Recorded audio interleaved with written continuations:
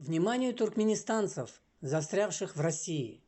Данное сообщение предназначено туркменистанцам по тем или иным причинам, застрявшим в России в связи с пандемией. Среди них немало студентов, выпускников вузов, а также гастарбайтеров. Немало и таких, у кого паспорта просрочены, а туркменские консульства до последнего момента по сути саботировали продление или обновление документов. Они обращаются в различные организации за помощью, в том числе и в ТХФ.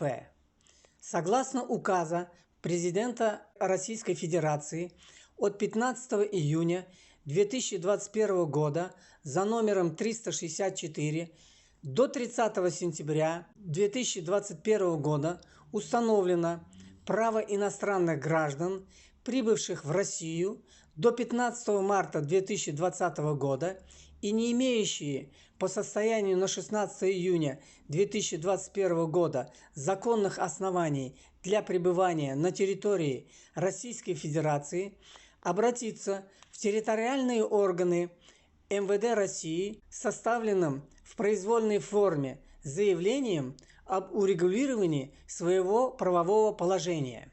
Итак, достаточно написать заявление в свободной форме о проблеме, приложить копии паспорта и визы.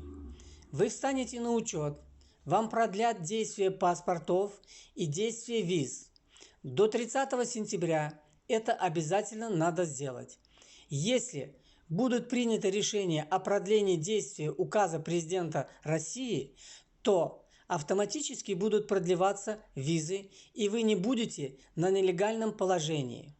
Тем, у кого на руках старые туркменские паспорта и по которым были когда-то выданы въездные визы в Российскую Федерацию, необходимо до 30 сентября прийти в органы миграционной службы по месту нахождения и заявить о себе.